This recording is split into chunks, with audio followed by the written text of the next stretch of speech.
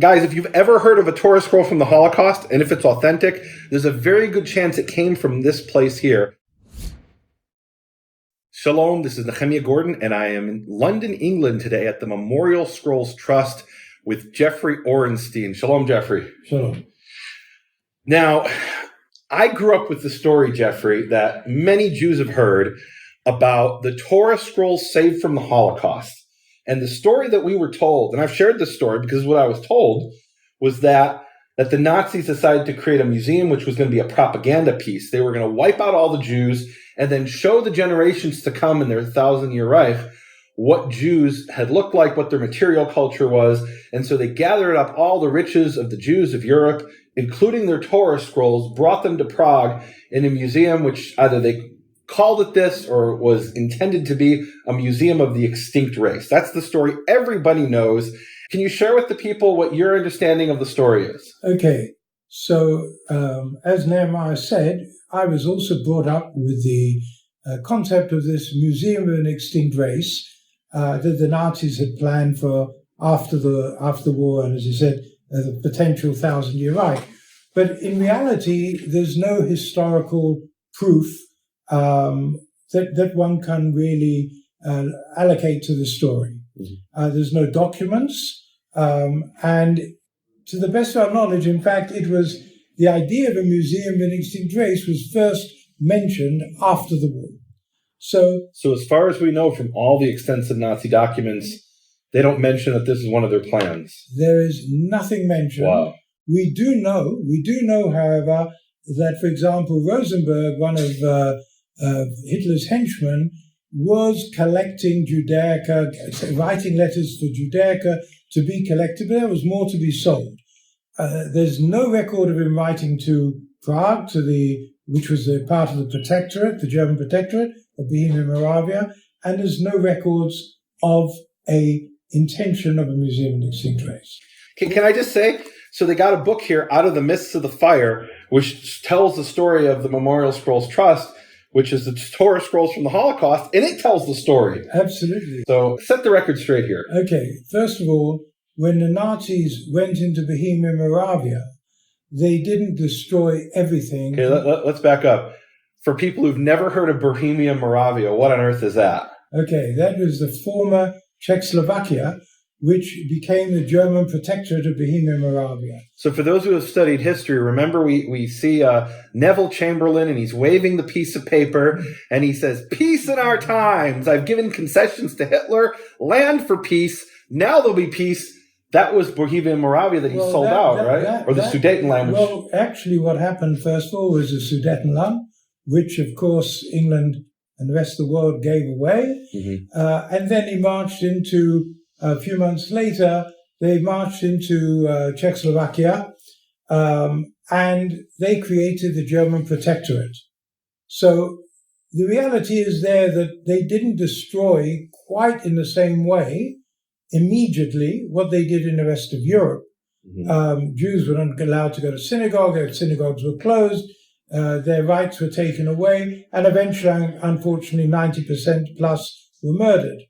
However, because the Judaica wasn't all initially destroyed, a lot of it was still in the synagogues or kept in safekeeping.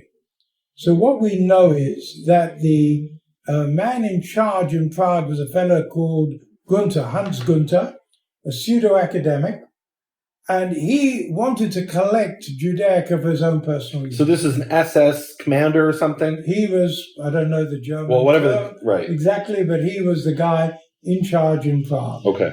So his subordinate, a fellow called Ram, in April 1942, wrote asking for all the really valuable Jewish books to be sent to Prague. So there is some? That was books. Okay. Books. After that, the Jewish community learnt about this. Mm-hmm. And of course, I should think they didn't send their stuff straight away because they hid it.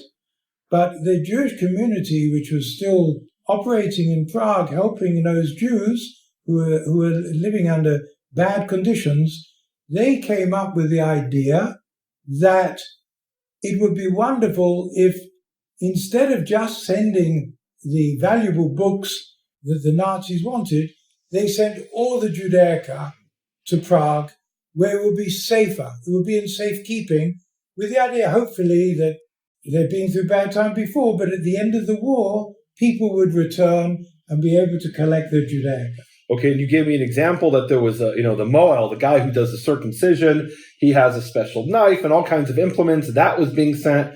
And you mentioned to me how Nazis were coming in and essentially pillaging the Jewish synagogues and communities.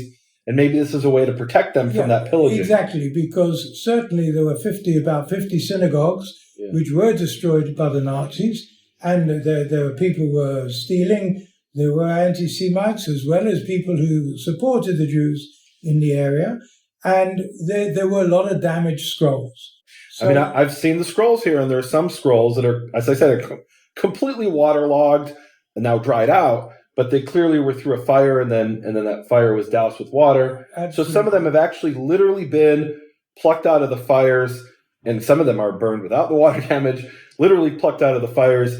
Having said that, there's this image that I think a lot of people have that, there's a Jew on a train, and he throws the scroll out through the window. You don't have those, at least. The 1,564 scrolls that came to London were part of some 1,800 that was sent to the Jewish Museum in Prague, which was then known as the Central Jewish Museum, in 1942-43.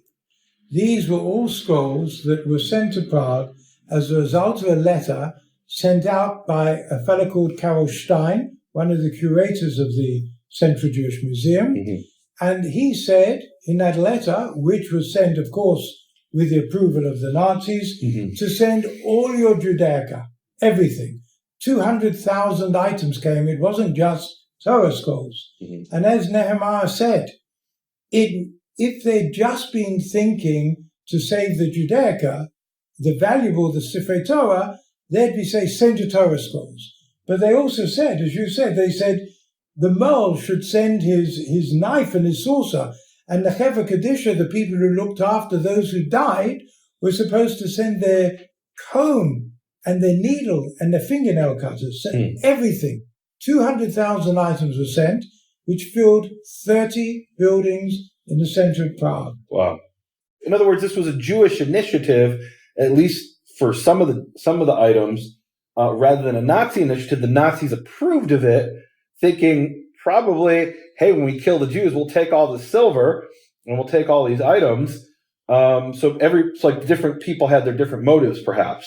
Yeah, my personal view, I'm not a historian. My personal view is it was a meeting of minds. Okay. The Nazis wanted to collect the Judaica. Mm-hmm. There's no record of it being from a museum, but they wanted the Judaica for valuables. Many famous Nazis, Goering had one of the greatest collections of Judaica in the world. And I was very surprised. We all know about the art that he stole and had, but you said he actually had Jewish items. I believe there were books and other things as well. Wow. There was a lot of Judaica that was stolen during the war and was kept by different people. Mm-hmm. So on the one hand, the Nazis were very happy to have the Jews send everything, because they knew if the Jews sent everything, agreed to send, everything would come. Nothing would be hidden back. They would then have the pick. And who would know how to value it better than the Jewish curators? And just to give some context, because this is a question I had, so why would a Nazi want a Torah scroll or some artifact related to the circumcised or the Moel? And maybe it's like, people go on a vacation to Papua New Guinea and they come back with a mask or something, right? And you put it up on the wall and you can tell your friends there's this exotic thing.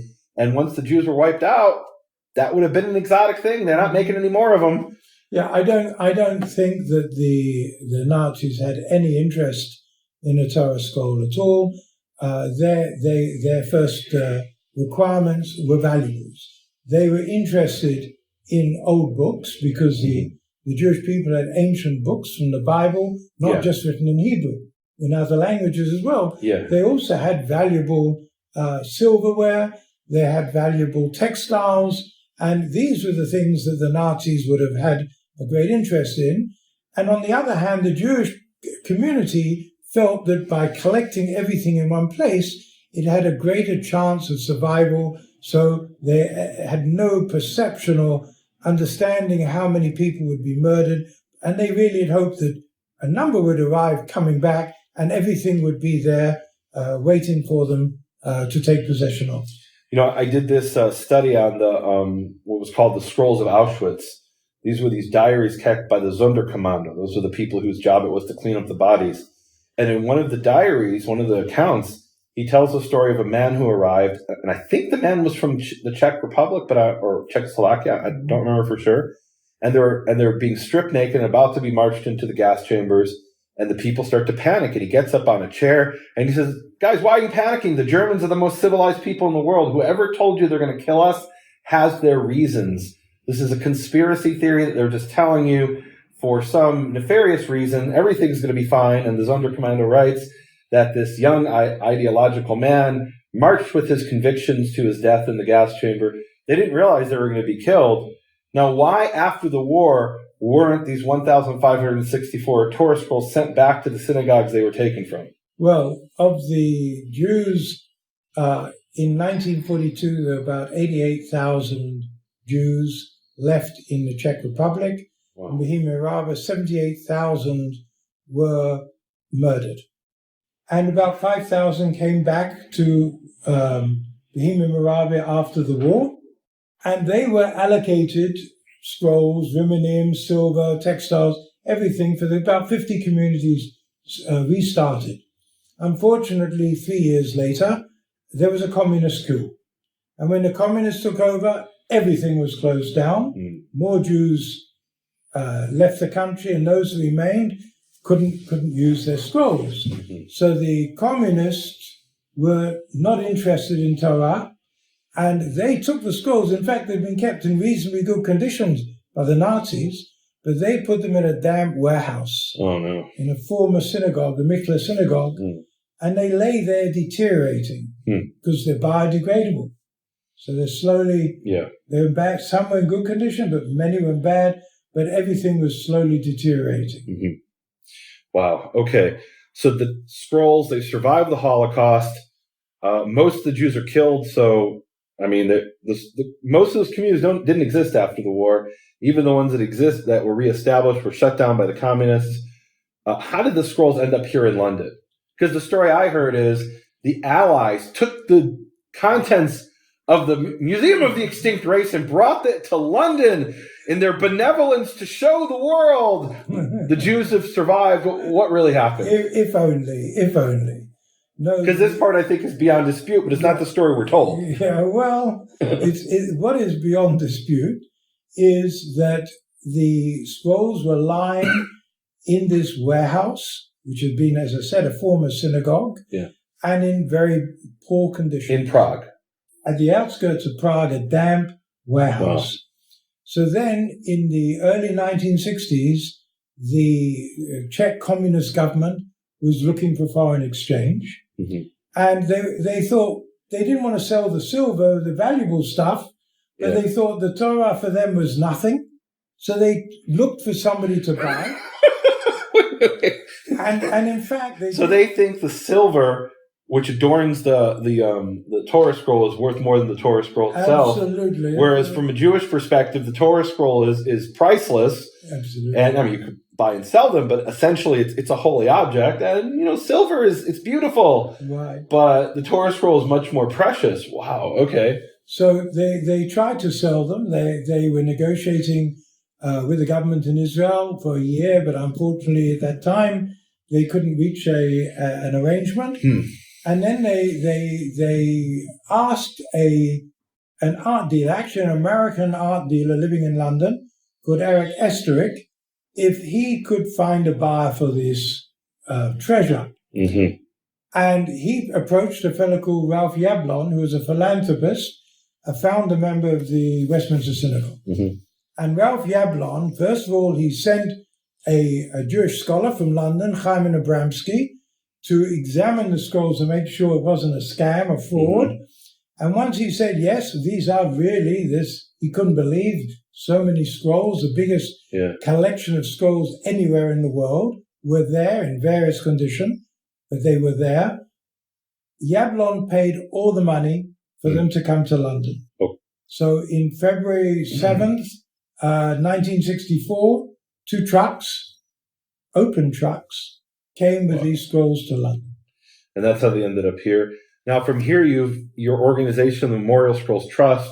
Originally, it was part of the Westminster Synagogue, right? And now it was. Well, no, I think what happened was the scrolls came to London, and the Westminster Synagogue realized this was such an important project, and many people were asking for the scrolls. I think there was a consideration at the time that they should create like a museum, a Centre Judaica here, but there were so many requests for these scrolls from all around the world. It was decided to set up a separate, independent charity to look after the scrolls and allocate them around the world. However, they never sold them, they didn't donate them, they allocated them on loan. And that's very important because we're responsible for the scrolls. So this means that they had when they go to community, they go for the life of the community. As long as the community exists, the scroll stays with them. But if they merge with another community or they close, the scroll has to come back to us. So there's over 1,000 scrolls out there. I guess something like 1,400 approximately scrolls. And for example, I was in Dallas, Texas, and I knew I was coming here and I wanted to kind of get some experience dealing with this particular type of scroll. So I went to an Orthodox synagogue on the north side of Dallas, and they had a scroll there from the Holocaust, and it had a little, what you call a plate. It had on it a piece of metal inscribed that said it was a Czech scroll with the number from the synagogue here, although some don't have the plate, I understand. But they should have. So you mentioned to me how sometimes the plate gets off, comes off, or they replace the what's called the Eitz Chaim, the poles, and so then it's lost. Or sometimes there's a shadow of a plate from the plate has fallen off. But there's over 1,400 approximately of these scrolls out there all around the world. And so, guys, when you hear about a synagogue or some community that has a scroll from the Holocaust, there's a very high chance, if it's authentic, that it came from this place here. We're here at the center. This is really an important institution in the Jewish world because, like we said, there's over 1,000 synagogues, not just synagogues. In Dallas, I went to Bridwell Library at Southern Methodist University, and they have a Torah scroll, and they're very proud. This Christian university is very proud. They have a scroll that survived the Holocaust that came from here. It has one of your plates on it, and they let me examine it and study it. And this is a really important thing. This is, I'll tell you what blew my mind. You told me there was, 88,000 Jews were in that area before the Holocaust? And they produced 1,500 scrolls. Now, look, some of these scrolls weren't used in synagogues. I looked through some scrolls that were clearly in a geniza before the war. They were already in pieces. And, for example, we found one scroll with your conservator it's listed as a single scroll. We opened it up. It's 10 different scrolls. It was clearly a scribe from a scribe's workshop. And what he had done is he cut off the margins of the scroll that didn't have any writing on it and use that maybe to reinforce other scrolls or for other purposes, maybe to reinforce books, possibly for mezuzah or tefillin. In any event, so it's not that there is 1,500 active scrolls before the war, but still, let's say 1,000 of them were being used in synagogues before the war. Let's say it was 500. That's one of the smallest Jewish communities in Europe. 6 million Jews were killed. So if 100,000 Jews approximately produced 1,500 scrolls, let's do the math. So that is 1,500 times 60. No, 60. Isn't that right? 100,000 Jews produced 1,500 scrolls. So 60, so you've got 1 million scrolls. Something like 1 million scrolls existed in Europe before the Holocaust, and of those, virtually all that survived. There's few here and there. You mentioned there's some... there's little caches of scrolls here and there. But, for example, I went to Yad Vashem in Jerusalem and was very moved to see a burned scroll from the Holocaust. That's one of your scrolls. Absolutely. So this is a very important institution in the Jewish world. In a sense, your 1,564 scrolls tell the story, testify to the 1 million scrolls approximately, or whatever that number was, that survived, that existed. Maybe it was 100,000 scrolls that existed before the Holocaust, and this is what survived. They were burned. They were destroyed. Here, in one particular instance, call it the hand of God or just dumb luck. These scrolls survived and now can tell this story and testify to generations to come. And you shared with me how sometimes if there's a small community who isn't really going to use the scroll liturgically for their prayers, and some of these scrolls aren't considered kosher, that you'll give them a sheet of a scroll in a frame. And we actually looked through and we found something, again, that was listed as a scroll, and it was essentially a pile of individual sheets that somebody had put in a geniza in the room in the synagogue where they keep the old scrolls. And now that can be a testimony to some community out there who wants this to be known to the generations to come. Absolutely.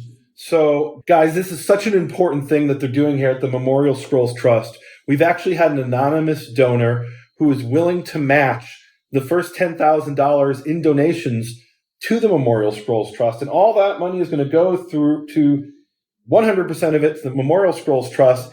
So if you give it through McCord Hebrew Foundation, designated to the Memorial Scrolls Trust, you write on your check Memorial Scrolls Trust, or you could do it through the website. We'll set up a button specifically that when you go to the checkout, it'll say donation for Memorial Scrolls Trust. 100% of that money is going to go to the Memorial Scrolls Trust, and the first $10,000 will be matched. So if you give 100, that's 200. If you give 1,000, it'll be like you gave 2,000. And you can help preserve the memory of those 6 million Jews who were murdered, and in particular the 88,000 Jews whose communities, if they weren't murdered, their communities were annihilated in Bohemia and Moravia. Could I just add, one thing? Please. That your money, whatever you send, will be well used only on projects. We work without any paid staff. We only pay for projects. So even the trustees, we pay our own expenses. So I can promise you any monies received are used to promote the work we do. And there is quite a lot of work that needs to be done. I was here, and we're going to actually go in a minute, and you're going to show me some scrolls. Actually, they have a unique collection that's only in 2 places, a certain type of item that's both here and in Prague, and some amazing things. And boy, it's some things that kind of are very emotional. But there's a lot of things here that need to be preserved, and preservation and conservation work needs to be put in so these scrolls can last another 1,000 years. Well, we mentioned you pointed out a scroll I didn't actually know existed. Save that. We're going to go see it. Okay.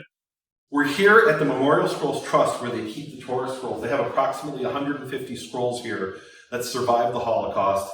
And the reason I first came here was I met with a man in Jerusalem when I was studying Torah scrolls, and he said, you must go to London.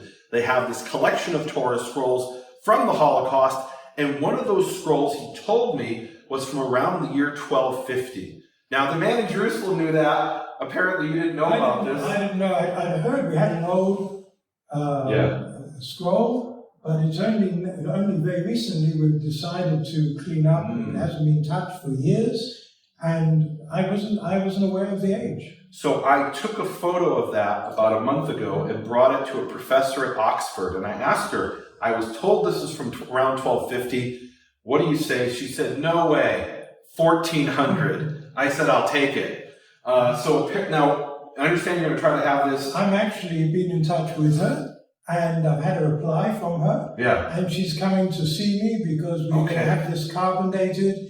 And if it's subject to the cost, because right. So, guys, we mentioned before, if you donate to Memorial Scrolls Trust through McCord Hebrew Foundation, that first 10,000 will double your donation. Somebody has offered to match the donations, and this is one of the things you can go for. We would love. Can I take it out and show the people? Yeah. It's in very, very. I'm shaking here.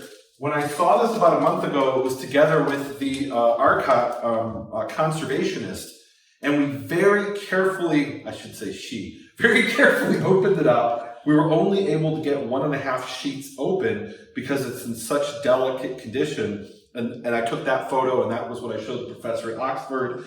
And look, she said tentatively 1400. She's got to study it more, right? I mean, she saw a sheet and a half in a photo that wasn't perfect. When she comes here, hopefully she'll be able to give you more information. This is exciting. I'm shaking here. It's around 600 years old. It survived the Holocaust, and here it is. And they're all precious, every single one of these scrolls, but this one in particular, that it was there for so many centuries and it survived. And it has historical importance as well. The man in Jerusalem is studying some of the nuances, some of the specific things about how the letters are written, what are called tagim, the crowns, and what are called strange letters. That's I call it the loopy pei lefufa, the swirly pei. He's studying those things, and so he wanted to see, here's an early testimony to what these looked like and how they were recorded, and here it is. And here it is now in London, and guys, you can be part of this. This is,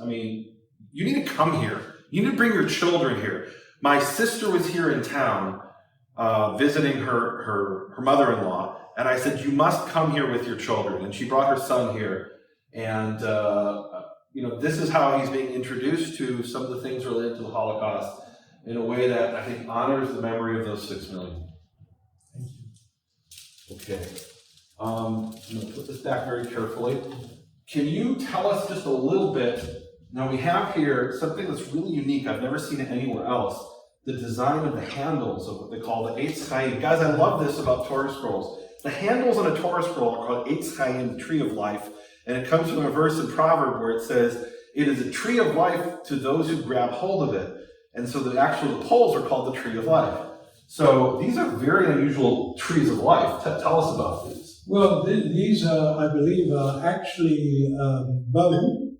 Wow. I don't believe these are ivory, but needed to be tested. Okay. And as you can see, the design is extremely ornate. Yeah, it's very intricate. And, it's a beautiful, really beautiful work. Unfortunately, partly damaged, but still something very, very special. As you can see, No, but you have a bunch like this that have that white. this is a lot of the Eitzim do have bone and ivory elements. Wow. But rarely will you find anything of that quality. So this is very high quality. And let's just, if you don't mind, I know you had. Well, actually, go back. If you don't mind here. So now, guys, we're going to see a scroll that they actually sent on this. This was on display in Berlin, of all places. Guys, in Berlin, at a Holocaust memorial in Berlin.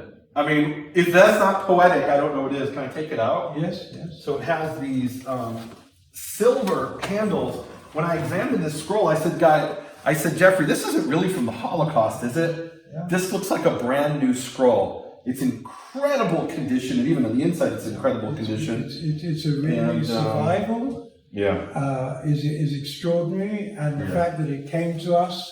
But as you can see, it's beautiful. The Eitzim are made of wood, but the rollers and the top are made of silver. It's extraordinary. Wow. And the condition, it's a kosher scroll. Wow. It's beautiful condition.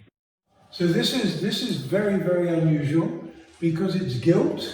And Gilt meaning gold. I don't think. I think it's plated in gold. I think it's plated gold. Okay. But very, very unusually, the Eitzim, the pole, is made of iron. Even though eights means wood, the wood is made of iron. I've never seen or heard of another example. And also, if you look very carefully at the top, there are signs of the zodiac. And this was something that the Jewish people in that area, Bohemia, are always fascinated. I think Jews were always fascinated with the zodiac, but in this area, particularly to the extent that you see examples of it on the Torah. So that's really interesting. So there's synagogues in Israel from around the 3rd and 4th century where they have mosaics of the zodiac. And so here's something that's preserved carried on over 1,500 years. Wow, that's pretty cool. Let's go see the binders. Okay. They have a unique collection here of binders. So tell us what a binder is. Binders, or often they're called wimples, are the material that is used to hold the scrolls together, because when you wind the parchment on two scrolls, if you don't hold it together, it's going to fall apart and break.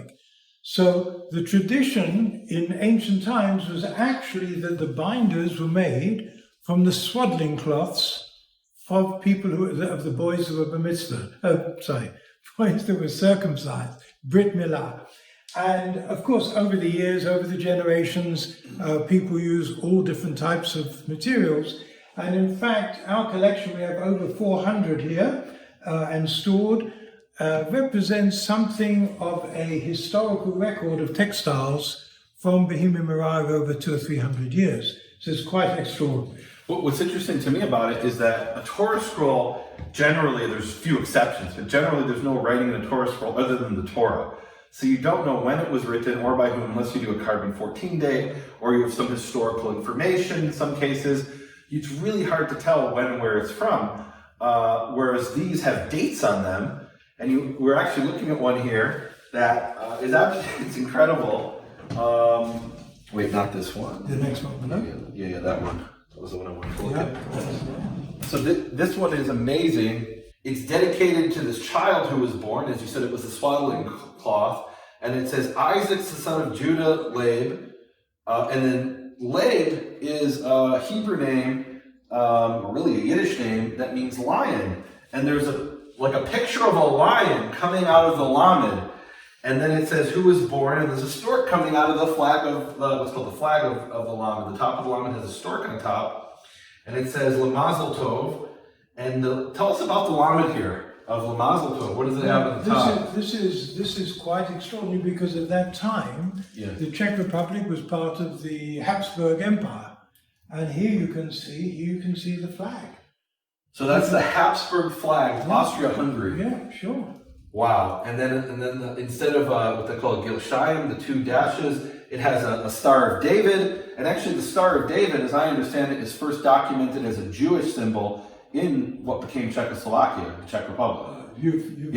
Taught me something new. The Jews there were, it wasn't originally a Jewish symbol, it was just geometric design, everybody used it. And then the Jews were granted a flag, and on that flag they had the star that was called the Star of David. I thought it was older than that. There's some debate about whether it's older, but where it definitively was a clearly Jewish symbol per se was on the Czech flag, the Czech Jewish flag, I believe in Prague, and that goes back not that long, a few hundred years. Right. So then it says Taflesh Pei Bet, which is 5682. So that is, let's see, that had to be just before World War I. It's like 1912, is that right? Something around that. I'm really bad with the math. And then this is beautiful. And then it says, may God magnify him in Torah, and there's a picture of a Torah. And for a wedding, and for a chuppah, it actually says, and there's a picture of a chuppah. And for good deeds, Amen, Selah. Tell us about this one over here. This is not in Hebrew. This is rather unusual. Yeah. Because it belonged to the actual Jewish community of Kutna Hora, which was one of the towns our scrolls. But it's not in Hebrew. What language is that? That's Czech. Wow. That's Czech. And there was another one you showed me before that we'll also put the picture of here. And what language is this? And here instead of bar mitzvah, it says confirmation. What? Well, the Czech Republic, being halfway between Berlin and Vienna, was actually a very unusual place because on the east side, near Poland, it was a very traditional, very orthodox community with a lot of Hasidic tradition. And more on the west side, it was very involved with the Haskalah, with the Enlightenment. And because it was a small community, I mean, if you can imagine 1850, there were over 400 communities of less than 50 people. So the communities assimilated, and they had a lot of progressive Jewish communities. And as you can see, they're already using the term confirmation rather than bar mitzvah. So this is like a sign essentially of assimilation. But what's amazing about progressive Jews is well, I mean, to me this is it's something you won't get from the Torah scrolls. In these binders, there's all this biographical information about the people and the communities that were wiped out. Guys, if you're ever in London, come here to the Memorial Scrolls Trust, contact them, let them know. maybe go to your local Jewish community and see if they have a scroll from the Holocaust that came from here, and and see if you can get involved somehow. Thank you. Thank you. Shalom. You have been listening to Hebrew Voices with Nehemiah Gordon. Thank you for supporting Nehemiah's Makor Hebrew Foundation. Learn more at nehemiahswall.com.